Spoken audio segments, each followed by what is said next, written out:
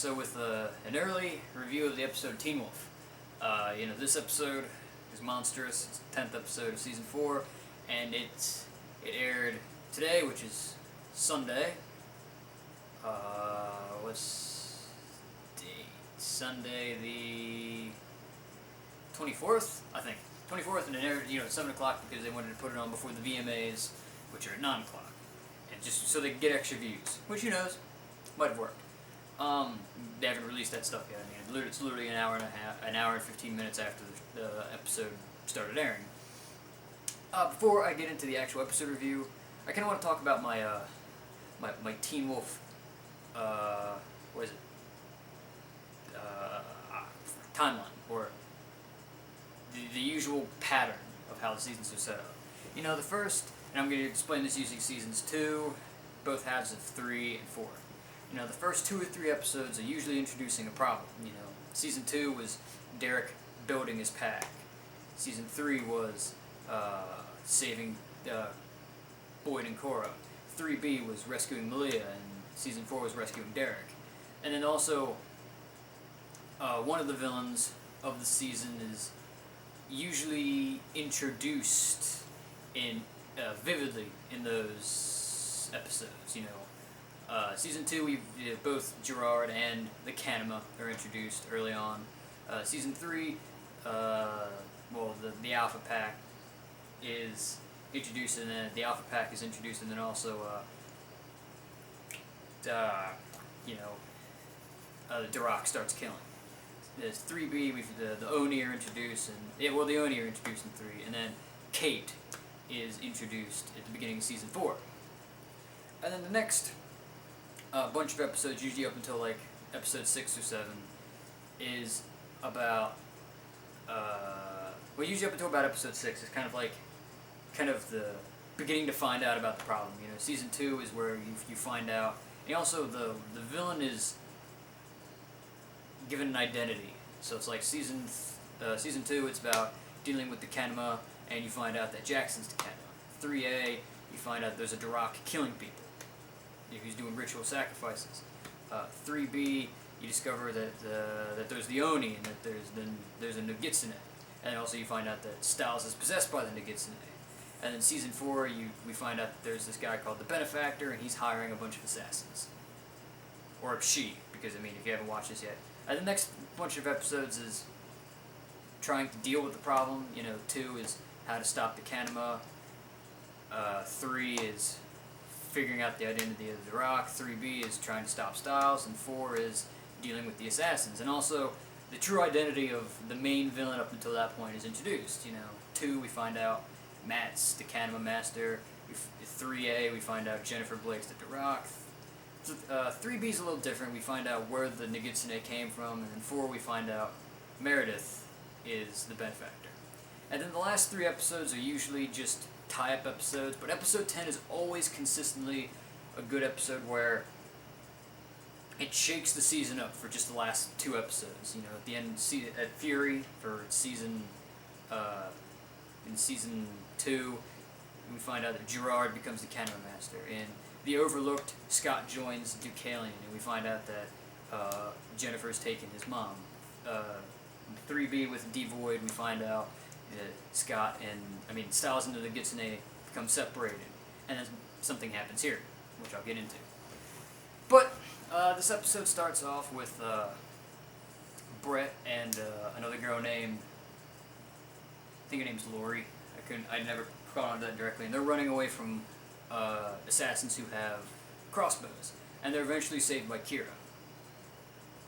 And so then, after that, we see that Scott and Liam are at Scott's house after they were nearly burned alive, and so they go to leave, and at first Scott wants Liam to come with him, but Liam's like, I can't do this, I'm not like you, how is it that, you do this and none of you have died?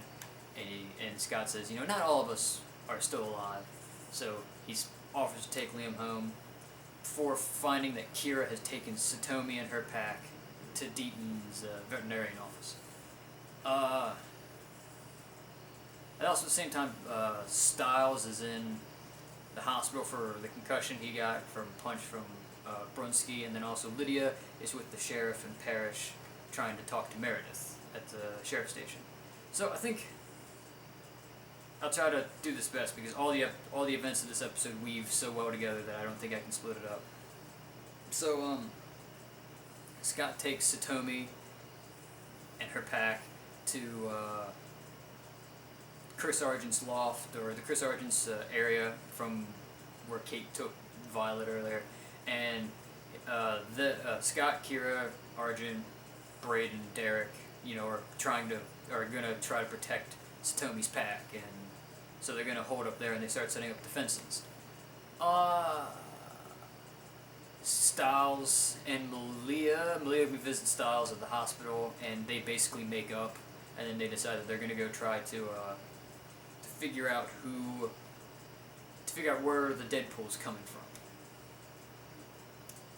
And they find out that it's coming from Lydia's, that there's a sound that the tape said that where Brunsky was interrogating Lorraine was in at the boathouse in the record room. So they decide to go there, and they discover that in a spot behind the wall, that's where the Deadpool is being made up.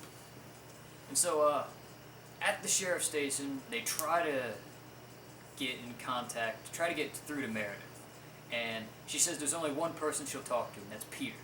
So Peter shows up, and he's like, I've never seen her before in my life. And they convince him to go in there and talk to her. And she feels his face and says, your burns are all gone, meaning they've met before. Peter gets mad because he doesn't remember her meeting, so he pushes Parrish out of the way, knocks the table, and puts his claws into the back of her neck so that he can see her memories. And then Meredith's whispering at the same time while this is happening. And it's basically found out that while Peter was in a coma, after the hailfire, he and Meredith were in the same room, and Meredith was also in a coma for a year, but she was forced to hear his thoughts. Like, she could hear his thoughts, and so it's revealed that he had the entire idea for the Deadpool. He was like, I have $117 million of bearer bonds in the vault. I'll use that. I'll hire assassins to kill all of the Supernaturals at Beacon Hill, because he views them as weak. He feels that Talia was weak, and that's why their family got burned alive. So it's like, he can't be weak, so he's going to rebuild the Supernaturals of Beacon Hills in his image. And he even mentions the Mute and the Chemist, and it's like, oh. And then when he comes out of it, the Sheriff Slinsky threatens to shoot him / arrest him, but he's talked out of it, and then Peter leaves.